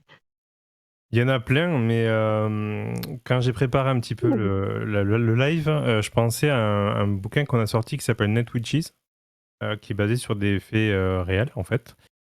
C'était un escadron en fait de femmes pendant la Seconde Guerre mondiale qui conduisaient des avions réformés, donc des avions qui volent pas très bien, avec quasiment aucun système de navigation. Elles volaient de nuit et souvent en moteur éteint pour pas faire de bruit. Et elles balançaient des parpaings, des trames de rails ou des bombes incendiaires. Elles ont fait la misère, elles ont fait du harcèlement en fait sur les bases militaires qui étaient contre la Russie. Et clairement, elles volaient sur des avions sur lesquels les hommes n'auraient clairement pas voulu voler, encore moins dans ces conditions-là. Et elles ont une vie qui était plus que dure et c'est monstrueux. Et c'est vrai que quand on a sorti ce jeu-là, moi je ne connaissais pas cette histoire-là. Et je m'y suis intéressé en faisant la promo un petit peu sur les réseaux et sur notre site. Et voilà, c'est le genre d'histoire qui me touche particulièrement parce que on parle toujours de courage et même de force comme étant un élément masculin. Et en fait, on s'aperçoit que si on s'intéresse un peu à l'histoire, tu parlais de Vikings tout à l'heure, les Vikings, c'était clairement beaucoup de femmes qui se battaient également. Et de tout temps, en fait, quand il a fallu prendre les armes, on faisait pas une discrimination. Hein, du moment qu'on avait 2 bras et qu'on pouvait lancer une lance, c'était parti, quoi. Et voilà, ce petit jeu me fait penser à ça parce que c'est un jeu qui passait complètement en dessous des radars pour la plupart des gens. Alors que là, on peut jouer que des femmes. Il n'y a pas le choix. Hein, c'est une brigade de femmes. Donc, il se passe des choses aussi entre les vols. Dans la journée, c'est une vie de caserne, mais entre femmes. Donc, il se passe des trucs sympas aussi. Mais il n'y a pas plus badass qu'une femme qui va prendre un avion en carton pour lancer des trucs qui brûlent sur des hommes qui sont en train de dormir dans leur caserne à 200 km plus loin, quoi. Mais ça peut être ça. Après, moi, j'ai eu beaucoup d'idoles pop culture, soit par les jeux vidéo ou même par la musique, comme tu disais. Hein. La chanteuse de Ginger, moi, je trouve que, par exemple, tu l'écoutes chanter, tu te dis, ah ouais, ok, pas de souci, badass, la case badass, elle la coche sans aucun souci. Après, en jeu vidéo, c'est pareil, on a des Aloy comme sur Horizon Zero Dawn, qui est assez récent. Ah oui. Où là, typiquement, on a une création humaine qui est censée remettre l'humanité sur le droit chemin. Et c'est une femme qui a du caractère, qui a ses points forts, ses points faibles. Et clairement, ils ont fait un effort pour qu'elle soit pas sexy, habillée en truc moulant. Elle a pas des formes généreuses. Enfin, vraiment, ils ont fait un travail de fou dessus. Même son visage n'est pas particulièrement attirant, donc elle est random, mais elle fait des trucs de fou. Donc le jeu est pas forcément exceptionnel. En tout cas, la façon de traiter la femme dans ce jeu-là, je trouve qu'elle a été fait avec soin. Tout simplement. Mais je suis en train un peu de regarder justement le chat et il y a Xena qui revient. Et c'est vrai qu'effectivement, on est quand même sur une femme en mode t'as vu, je suis une fleur délicate, bien sûr. On a Hélène Ripley, effectivement, dans Alien, qui a été. Donc, que j'ai connu, j'étais toute petite. Donc, pour vous dire à On quel point était c'était tous. quand même. Voilà. Et effectivement, c'est la femme badass sans souci. D'ailleurs, le vocal, allez-y, hein, mettez des petits noms comme ça de femmes badass, histoire qu'on leur rende un peu hommage ce soir. Là, c'est le moment, là. Allez, c'est Girl Power, là, on a She-Hulk, et pas celle de la série Pitié, j'aime bien comment ça précise. Donc, Sarah voilà. Connor. Après, Mais oui. Ah, et une petite question là, c'est ce qu'il y aurait des choses à faire en termes de communication pour rendre le JDR plus attractif pour les femmes? Je pense que déjà, proposer des pré-tirés, comme on a parlé de personnages féminins, ça permet tout de suite de se dire ah oui, c'est un jeu où on peut jouer des personnages qui m'inspirent, qui me donnent envie. Parce que quand on commence à jouer, c'est plus simple de jouer quelque chose qui est quand même proche de soi. Donc jouer une femme quand on est une femme et inversement. Et donc ça, c'est bien. Après, je vous laisse la parole, je réfléchis. Non, très clairement, nous, on le met sur les couvertures. Hein. Typiquement, Ouais, par exemple, une couverture, maintenant, c'est homme-femme systématiquement. Parce que c'est des biais. S'il n'y a que des hommes, on ne peut pas imaginer qu'on peut jouer une femme dans ce jeu-là. Et c'est bête, mais il suffit de faire ça pour que déjà, ça ouvre un petit peu les choses. Mhm. Oui, et puis si jamais il y a de la publicité qui tourne, de mettre dans les publicités des femmes en train de jouer. J'ai vu des publicités déjà Black Book passer, etc., où ils mettent justement des familles, des femmes, de montrer des femmes en situation de jeu. Voilà, ça peut être une bonne chose également. On a d'autres femmes qui nous sont citées. On a Lagartha, je confirme complètement. Il n'y a aucun souci là-dessus. On a Arya dans Game of Thrones qui effectivement, en éclamant sur la petite qu'on reconnaît au début de la série, qui après explose en matière de badass attitude. On a Sansa. D'ailleurs, Sophie, je te fais un petit coucou au passage. On a Louise Michel, célèbre anarchiste de la Commune de Paris de 1871. Mary Read, Anne Bonny, Starbuck dans Battlestar Starbucks, ça a été Galactica. quelque chose. En fait, Starbucks, c'est un personnage intéressant. Je pense que ça vaut le coup qu'on en parle 2 secondes parce que c'est un personnage qui arrivait avec une attitude complètement masculine en fait. Ouais. Elle respectait pas l'autorité, elle parlait mal. Et la première scène où on la voit, je crois qu'elle joue à un jeu de hasard un peu comme un poker, un truc comme ça. Et l'attitude qu'elle a, elle est vraiment comme un mec. Et je trouve ça super cool. Parce que ça l'empêche pas aussi d'avoir des scènes où ça reste une femme en fait. Elle s'efface pas non plus en tant que femme et l'actrice est incroyable. Et pour info, Lagertha, à la base, ceinture noire de karaté, elle a tourné dans un film avec Jean-Claude Van Damme et elle a été bodyguard. Voilà, je dis ça, je dis rien, c'est placé. Pardon. Et les cascadeurs pendant les scènes d'action, ils ont dit ouais, vas-y, c'est bon, on gère et tout. Elle a commencé à mettre des kicks dans les boucliers, ils ont fait Donc ça, c'est cool. C'est aussi pour ça, je pense que physiquement, quand les femmes elles envoient, tu le ressens à l'écran aussi, quoi. Comme c'est pas mal. Voilà, je les adore. Comment est-ce qu'elle s'appelle? Il y a dans Game of Thrones, justement, il y a de l'actrice là qui est super grande, blonde, les cheveux J'ai très, plus très son nom, courts. mais elle est très grande. oui. Ouais, elle Quelqu'un aussi, là dans elle le chat. envoie. Elle aussi, elle envoie. C'est Brienne Brienne. de... Ouais, c'est ça, ouais. Merci Sophie. Sophie, c'est la meilleure. Voilà. Et après, on a aussi des personnages hyper intéressants qui ont des positions de pouvoir. J'aime beaucoup, par exemple, dans Battlestar Galactica, la présidente, qui se retrouve malgré elle présidente, parce qu'en gros, c'est une liste de personnes, et vu qu'ils ont été attaqués, je veux pas spoiler, hein, elle se retrouve, elle, à devoir gérer beaucoup de choses, et elle s'en sort très bien, et à la base, c'est le ministre de l'Éducation, je crois. Et du coup, elle est dans un rôle qu'on attribue beaucoup voilà, souvent à des femmes, ministres de l'Éducation, des choses comme ça. Enfin, pas toujours, ça dépend, mais là, j'ai trouvé que justement, elle sortait un peu de son cocon où elle était à l'aise politiquement et elle doit faire des choses et elle apporte sa sagesse et j'ai beaucoup aimé ce personnage. Et elle rentre en duo avec le chef de l'armée, quoi. Et le duo est très très intéressant, les discussions qu'ils ont. Donc c'est des personnages très bien écrits, ça peut vous donner bonnes idées. Et n'hésitez pas, peut-être quand vous créez des personnages, à vous dire est-ce que c'est forcément une femme ou forcément un homme qui a ce rôle-là ou cette position-là. C'est là où vous allez créer de la différence, vous allez créer de la surprise. En inversant les genres des stéréotypes, là vous allez vraiment nourrir votre personnage, quoi. Ça, je pense que c'est une très très bonne remarque justement que tu viens de nous faire et que beaucoup pourraient justement garder parce que ça peut, le fait qu'il y ait cet effet de surprise aussi, ça peut aussi être hyper agréable pour les autres joueurs aussi de se dire tiens, et puis ça casse un peu aussi ce côté de on est dans les règles de la société moderne, blablabla, quoi. C'est sûr que quand tu écris un scénario, bah, ça te force toujours à te questionner un peu sur toi, tes propres représentations. C'est ça qui est hyper intéressant. Ça te challenge un peu sur bah, je mets tel perso, comment il est, pourquoi je mets lui et pas lui. Et effectivement, le fait de soi-même se challenger permet effectivement cet effet peut-être de surprise dont tu parlais, Cécile, justement, de mettre un peu des twists intéressants, des choses auxquelles on s'attendrait pas forcément, parce qu'on se questionne et on challenge nos propres représentations. Ça, je trouve ça cool. Parce qu'on se dit, si nous, on a ces représentations-là, forcément, les joueurs aussi, ils vont possiblement avoir les mêmes. Et ça fait du bien de se challenger là-dessus. J'avais fait une princesse, et quand ils l'ont rencontrée, elle était bourrée, elle leur a roté dessus. Ils en pouvaient plus, ils s'y attendaient tellement pas. Et du coup, à chaque fois, elle faisait pas l'émission, elle voulait chercher la première taverne à rester et tout. Ils ont galéré avec cette princesse. C'était clair ils savaient qu'il y avait une princesse, ils allaient galérer, qu'il fallait qu'ils s'en occupent et que ce serait ce côté un peu, voilà, elle est noble, eux, ils sont roturiers et tout. Mais là, la princesse, ils étaient pas prêts.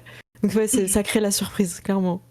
Moi, j'ai eu la même expérience sur Tales from the Loop, où j'en ai profité pour jouer une fille. Donc une fillette, mais vraiment une peste.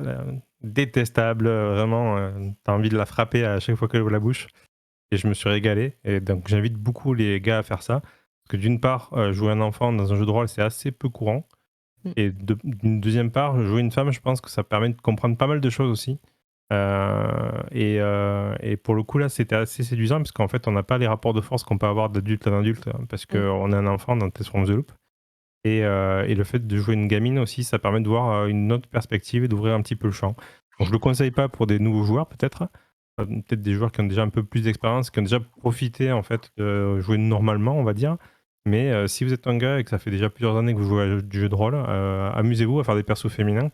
Vous verrez, c'est assez intéressant de voir déjà les interactions avec la table, mais aussi les réflexions que ça amène en dehors de la table. Ben, là, justement, excuse-moi, je t'ai coupé peut-être. Non, du tout. Ok. Le saucisson est à Justement, toi. là, le saucisson est à moi. Ok, je laisse un saucisson. Du coup, il y a une question donc, qui a été posée, c'est est-ce que vous jouez aussi bien des personnages féminins que masculins et qu'est-ce que ça a pu vous apporter cette liberté? C'est sur ça que je rebondissais. Voilà. Moi, j'ai D'accord. plus tendance quand je suis joueuse à prendre un personnage féminin, je préfère. Et quand je suis MJ, je prends beaucoup de fun à jouer des personnages masculins. Et c'est moins difficile, je trouve, quand on est une femme et quand on est MJ, à proposer des personnages masculins, parce que déjà, on a un plus large panel d'observation dans les films, dans les histoires, et c'est beaucoup plus drôle. Moi, j'adore faire ça, en fait. Donc ouais, je préfère en joueuse avoir un personnage féminin, et en MJ, plutôt, du coup, je fais des gars badass aussi, quoi. Ouais, je me fais plaisir aussi, on va pas se mentir. Hein,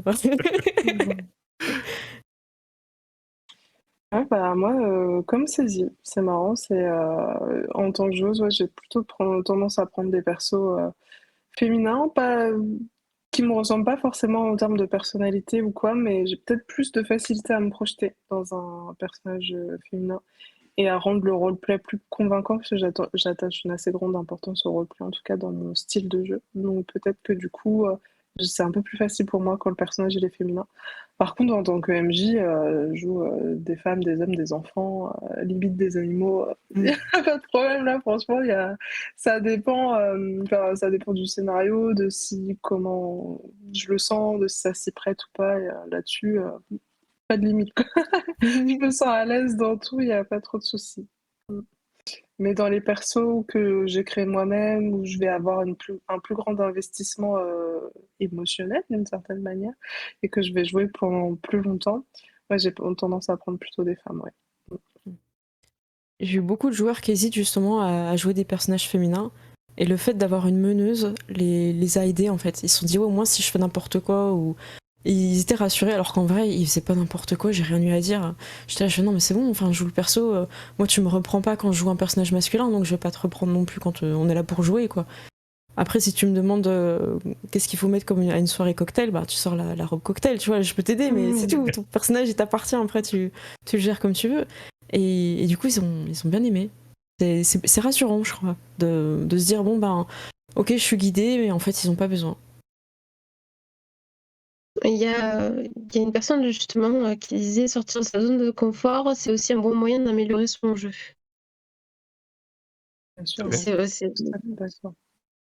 que je trouve tout à fait vrai, hein, en soi.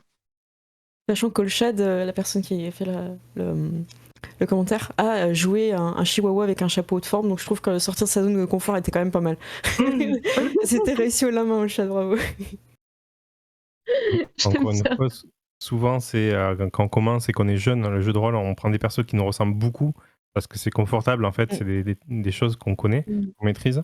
Et c'est vrai qu'avec un peu d'expérience, moi j'encourage les gens à justement s'éloigner au plus possible de personnages qui nous correspondent pour découvrir autre chose. Ouais. Très clairement, c'est là où on prend le plus de plaisir et je trouve qu'on retire le plus d'informations intéressantes dans le jeu de rôle.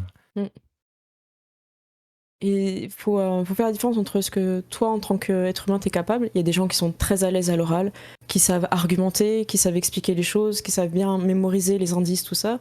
Et le jeu de rôle, en fait, ta fiche, elle est là pour t'aider. Donc si tu sais pas, toi, comment convaincre un PNJ ou un autre joueur, et bien c'est là où il faut mettre la mécanique en place. Donc quelqu'un qui n'est pas forcément à l'aise socialement, pour argumenter tout ça, ne doit pas se dire je peux pas jouer un personnage social. Donc aussi ça peut mettre des bâtons dans les roues en disant bah tiens un personnage féminin on s'attend plus à ce qu'elle parle, bah du coup j'y vais pas. Alors qu'en fait pas du tout, jette les dés, t'as du charisme, c'est bon, non, je voilà. On revient toujours sur cette histoire de charisme. Attention, X aussi sont. Hein. X aussi. Attention. Je pense qu'on a quand même fait pas mal le tour. Est-ce que vous avez peut-être d'autres petits trucs à faire remonter, à faire remarquer Oui, je pourrais parler encore longtemps, mais je vais quand même faire une dernière anecdote. J'avais un joueur j'aime bien quand il joue des personnages féminins parce qu'il essaye vraiment de s'impliquer et de découvrir c'est quoi de l'autre côté, je sais pas comment dire. Et en fait, vu qu'on est en confiance les deux, c'est quelque chose que voilà, on sait, je peux amener des choses un peu dures pour lui. Je l'ai mis dans une situation où son personnage, je vous parlais de la perte de contrôle, t'es à la limite de la perte de contrôle en fait. Et j'ai mis un environnement extrêmement toxique envers son personnage féminin où tout le monde l'incitait à rentrer seule avec un autre personnage masculin qui lui était clairement in love, mais elle pas du tout. Et j'ai créé ce sentiment où elle a pas le choix en fait. Les gens disent ouais rentre, tu vas pas rentrer à pied machin. Et j'amène un peu une situation qui est en fait ultra classique. Hein. Je vous cache pas que c'est déjà c'est des choses que les femmes autour de vous peuvent vous raconter. Donc c'est ce côté où tout le monde croit que ça match alors pas du tout. Et du coup t'as un consensus de groupe qui fait que tu te retrouves seule avec un relou. Et c'est ce que je mets en scène. Et en fait, dans cette voiture où les portes sont fermées, tout ça, j'amène un peu une espèce de pression, mais très rapidement. Moi, je vous le dis, hein, j'ai fait une scène très rapide parce que l'idée, c'était pas de mettre mal à l'aise. Boum, il se passe un accident, il se passe un truc, et il découvre que les monstres existent. Waouh! Donc voilà, on passe sur autre chose. Et en fait, cette scène-là, je lui ai dit, écoute, je l'ai amenée avec toi parce que je savais qu'on était les deux en confiance. Tu me faisais confiance, tu savais que j'allais pas aller sur des scènes trop glauques et tout. Mais il m'a dit, ça m'a fait énormément réfléchir. Le fait d'être impliqué dans son personnage et à un moment donné avoir cette perte de contrôle où finalement, enfin, même si c'est une voiture, tout ça, tu peux dire non et tout. En fait, il a eu un déclic. En fait, il a mieux compris certains témoignages qu'il avait pu entendre ou lire sur Internet, par exemple, que ce soit de ses amis ou des gens Et pourtant, il joue. Voilà, faut les placer aussi. On n'en a pas parlé. Est-ce qu'on en parle un peu ou pas? Comme vous voulez. Bon, non. Je vous sens pas rebondir dessus. Merci. Voilà. Et pourtant les joues, c'est des témoignages en fait de joueuses, et c'est juste des témoignages. Et je pense que si vous êtes dans une association où vous brassez pas mal de personnes, ça vaut le coup de jeter un œil. Attention, il y a des choses qui sont difficiles à lire, mais c'est intéressant de jeter un œil parce qu'on n'a pas tous eu une très bonne expérience. Là, ce soir à la table, pour être honnête, je trouve que les expériences négatives qu'on a eues ne sont pas non plus horribles. Enfin, voilà, tu me diras, Yuzuri, hein, voilà, moi je ne suis pas sortie traumatisée. Voilà, c'est ce que j'ai l'impression, tu vois, c'est que voilà, t'as continué le jeu de rôle, tout ça, mais je pense que c'est intéressant de voir parce que c'est la multiplicité des témoignages qui peut faire qu'on se rende compte, que ce soit dans le jeu de rôle ou ailleurs, qu'il se passe des choses. Et ça, c'est intéressant, voilà. Après, allez-y blindé, allez-y pas un soir où vous êtes en bad mood, c'est pas l'endroit où il faut aller. Voilà. Et du coup, là, j'ai une question qui me vient comme ça en tête. Est-ce que d'après vous, justement, si un homme vient à incarner justement une femme et en le faisant jouer justement dans une situation comme toi tu as pu le faire, Cécile, est-ce que pour vous, il aurait eu ce moment peut-être de réflexion après derrière, ce petit déclic? Est-ce que ça peut amener quelque chose en fait, finalement? Bah, moi, je peux témoigner là-dessus. C'était en convention, j'avais fait jouer une partie où j'avais prévenu, c'était une partie qui était réservée qu'aux majeurs, parce que c'était les parties du soir, des parties tard, et en général, les parties du soir en convention qui durent jusqu'à de 23h à 2-3h du matin. En général, j'aime bien amener des scénarios qui sont plus pour public averti. C'est le moment où on fait tous un peu ça. Enfin, pas tout le monde, je vais pas parler pour tous les MJ, mais c'est vrai qu'en général, c'est un peu le moment où on est hyper lisse la journée parce qu'il y a les familles, les enfants, etc. Puis une fois que les familles sont parties, là, on sort des scénarios qui sont un petit peu plus... voilà, donc là, la X-Card est particulièrement encouragée. Et puis tout ce qui est une petite discussion, c'est des parties longues, donc on peut se permettre la petite demi-heure de discussion avant que la partie commence pour être bien sûr que c'est OK.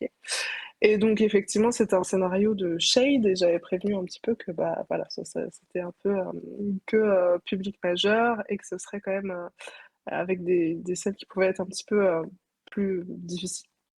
Et donc effectivement, il y a un de mes joueurs qui jouait un personnage féminin assez jeune, qui se retrouve dans une prison sur le point de se faire torturer. Et donc effectivement, Mm. on n'est pas allé au bout de la scène, mais j'ai bien ressenti que le joueur, c'était un peu, je le voyais, il était à côté de moi, je lui disais, est-ce que ça va? Est-ce qu'on continue? Il me disait, ouais, ouais, ça allait, mais je savais pas s'il me disait ça allait parce que il voulait garder une certaine, il y avait peut-être une certaine pression du groupe, tout le groupe était à fond dans la scène, tout le monde se disait, oh là là, la pauvre, mais est-ce qu'elle va vraiment se faire torturer? Ou machin, elle était accusée c'était pour donner quelques éléments de contexte, c'était une servante dans un grand château au moment de la Renaissance qui Mm. était accusée d'avoir tenté d'empoisonner le boss du château. Et Oh, donc elle dur. se retrouve mise en prison avec le type qui est un peu considéré qui a la réputation de psychopathe, qui vient pour la torturer et qui menace, qui commence à sortir tout un nombre d'ustensiles de torture et tout. Et donc on n'est pas allé au bout de la scène, de toute façon c'était pas prévu, puisque le fils du noble qui a failli se faire torturer intervient et rentre pile à Mm. ce moment-là. Oh là là, coup de chance! Il rentre pile à ce moment-là pour éviter que la pauvre gamine qui a 14-15 ans se fasse torturer dans tous les sens par le gros bourreau dans la prison pour tenter de lui faire avouer quelque chose qu'elle n'a pas fait en plus. Donc effectivement à ce moment-là, à 1000 joueurs, tu parlais de perte de contrôle, là clairement il Mm. pouvait rien faire, il avait juste aucune échappatoire, il subissait complètement le scénario, ce qui n'était pas le but. Le côté un petit peu il subit, c'était un petit peu voulu, je vais pas le cacher, où il y avait un petit côté victime qui se sent un peu, mais je voulais pas garder ça pendant toute la partie. Ça Mm. a duré quelques minutes, le type est venu le sauver, il l'a fait sortir en cachette histoire qu'elle se retrouve pas. Le but n'était pas que la pauvre Mm. gamine se retrouve enfermée pendant tout le scénario dans la prison. Il fallait qu'elle prouve son innocence, qu'il trouve le coupable, il y avait tout un truc comme ça, un peu complot dans tous les sens. Et ils ont adoré la partie. Et effectivement, à la fin, le type a dit, cette scène-là, elle va me marquer longtemps parce que Mm. je me suis rarement sentie autant bah justement, comment, vulnérable. Voilà, c'est le mot qu'il a Ouais, c'est employé. vrai. Mm. Autant vulnérable dans une partie de jeu de rôle. Et c'est là que je me suis assurée, mais ça va, c'était pas non plus trop chaud. Et il m'a dit, non, franchement, c'était super. Mais je me suis rarement Mm. sentie ouais, aussi comme ça vulnérable. Et je pense que le fait d'avoir joué une fille jeune, il me l'a dit d'ailleurs, c'est pas je pense, c'est qu'il m'a dit que ça avait accentué ce truc-là. Et Mm. que clairement, je pense que ce soir-là, ça l'a fait réfléchir pas mal sur pas mal de trucs. Mm. Après, le fait de jouer tard le soir aussi, il y a un moment donné où t'as un peu la fatigue et t'as un peu l'esprit qui est trop dans la partie. Je sais pas si vous voyez ce que je veux dire. Il y a Ouais, plus de ouais. distraction, il y a plus de t'es à fond dedans. Et du coup, je comprends que tu peux vivre des choses assez fortes. Ouais. Ok, bien, je vois qu'il est 23h, donc est-ce que vous avez peut-être quelque chose d'autre à rajouter, un petit dernier truc ou pas du tout? Le Moi, mot de j'ai la fait. fin. Ouais, ouais. Est-ce que Seb, tu veux faire le mot de la fin, tu vois? Parce que c'est vrai qu'à chaque fois, on a parlé en première et tout. Mais c'était le but, hein. C'était Est-ce que clairement le but. tu veux dire un petit truc?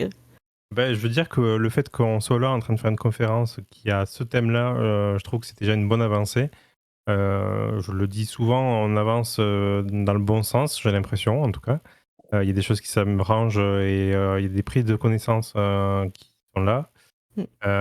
Je trouve que le fait d'en parler, ça aide aussi. Le fait de mettre des mots sur les actions et puis petits témoignages aussi, ça joue aussi pour impacter le conscient collectif. Ouais. Mais voilà, nous, d'un point de vue éditeur, on essaie de faire le boulot. Alors, j'ai pas évoqué le sujet, mais on a essayé aussi de faire des passages en écriture, excusez-moi, en écriture inclusive. C'est des choses qui sont malheureusement politiques, hein, alors que c'est pas le cas à la base. Mais la façon d'écrire les choses, ça permet aussi de retirer des biais. Donc voilà, il y a plein de pistes qu'on explore, qu'on essaye d'entériner. Alors je dis pas que c'est la bonne solution ou quoi que ce soit, je dis juste qu'on essaye en tout cas. Et je pense voilà, qu'à l'avenir, il y aura moins de barrières pour se projeter quand on voit un bouquin sur une étagère en se disant bah non, ça c'est pas pour moi quoi. Et si on arrive à ça, effectivement, je pense qu'on aura plus ces problèmes aussi sur des tables où on aura des jets de persuasion pour arriver à faire des choses qui sont complètement hors sujet pour le coup. Donc voilà, c'est un ensemble. Je pense que la société évolue dans le bon sens. Nous, on suit aussi. Je pense que les joueurs et les MJ font le taf aussi. Donc je pense que l'avenir est radieux. Je te rejoins. J'ai beaucoup de retours positifs de joueuses qui découvrent le jeu de rôle, qui voient des MJ femmes, que ça les encourage, et c'est super. Et moi, pour le mot de la fin, je dirais, en tout cas, merci de m'avoir invité. J'ai passé un Ouais. super moment, c'était très cool. Et puis, honnêtement, je voudrais m'adresser peut-être plus particulièrement aux femmes qui hésitent à créer du contenu sur Internet à cause de toutes les dérives qu'il peut y avoir. Malheureusement, on voit très bien, moi, j'ai été hypersensible à certaines créatrices de contenu, les retours qu'elles peuvent avoir parfois par rapport au cyberharcèlement sur les réseaux. Pour être créatrice de contenu, par rapport à ça, pour l'instant, pour ma part, si je peux donner mon témoignage, ça se passe bien pour l'instant, croisons les doigts. Et franchement, n'hésitez pas, lancez-vous parce que je pense que c'est justement grâce au fait qu'il y ait aussi des créatrices qui montrent leur passion et qu'en parlent sur les réseaux, sur YouTube, sur Internet en général. J'en vois de plus en plus également et je trouve ça vraiment cool. Et ouais, venez, venez, lancez-vous parce que c'est cool. Et entre créateurs de contenu, en plus, en général, on est plutôt bienveillants entre nous, on se soutient. Donc, ouais, venez. Claire, est-ce que je peux faire un contre-mot de la fin? Mais bien sûr. Avec bienveillance. Avec bienveillance, évidemment. Donc merci déjà pour l'invitation et super rencontre avec Seb et Yuzuri. Et je viens dire que c'est la première fois en fait que je participe à une table sur le sujet des femmes parce que très longtemps j'ai été invitée pour ce sujet-là et j'avais pas l'impression d'être respectée pour mes compétences de meneuse ou pour ma chaîne YouTube et Twitch, mais parce que j'incarnais en fait la femme qui fait du jeu de rôle et je l'ai vécu assez mal. Et en fait en discutant avec les personnes qui m'avaient invitée, je me suis rendu compte que la plupart c'était pas du tout ça, que c'était dans ma tête. Et du coup, je pense qu'avoir fait ce travail-là m'a fait que ce soir je suis là avec vous. Parce que c'est un sujet qui vous intéresse. Moi, je l'ai fait le pas. Je suis devenue MJ. J'avais pas d'exemple quand j'ai commencé sur Twitch et YouTube. J'ai pas vu, en tout cas en francophonie, il n'y en avait pas qui streamaient. Donc j'ai pas eu cette compréhension de c'est quoi la représentativité, pourquoi il y a besoin d'un modèle. Et en fait, c'est avec tous les retours des personnes qui vont dire oh, ma copine a regardé ta vidéo. Parce que des fois, c'est le copain aussi qui vient dire maintenant elle veut être MJ. Et ça me fait rire et je trouve ça super positif. Donc voilà. Donc je suis contente d'être avec vous ce soir. Et il y a eu un gros pas et un gros travail pour justement accepter aussi de discuter de ça parce que c'est un sujet qui est important. Et en fait, je voudrais juste ouvrir les portes et pas faire peur en fait. Et j'avais un peu peur justement sur les sujets comme ça, qu'on parle que des trucs négatifs et que du coup ça effraie, machin, alors qu'en fait pas du tout. Ça ouvre les portes et d'avoir votre retour en tout cas dans l'expérience de convention, de ce que tu as pu vivre Yuzuri et Seb, le côté éditeur, c'était hyper enrichissant pour tout le monde. Donc merci beaucoup et Claire, t'as géré. Voilà, c'est dit. En tout cas, moi, je voulais vous remercier en tout cas pour d'avoir répondu présent justement à cette convention. Vraiment, c'était un régal de faire et de traiter ce sujet avec vous et pour vous aussi. Je tiens aussi à remercier notre petite Nico qui, on ne l'entend pas, on ne la voit On lui pas. fait coucou. Voilà. Qui est une personne extraordinaire et qui, sans cette personne, on ne pourrait pas avoir un stream de qualité comme ça sur Twitch. Donc, j'aimerais énormément de remerciements aussi pour elle, s'il vous plaît. Bravo. Et sur ce, je vous souhaite en tout cas à tous une très très bonne soirée, une très bonne nuit. Et on se retrouve demain pour la suite de la convention de Roll Your Dice sur Twitch. Plein de bisous. Des bisous. Salut. À bientôt tout le monde.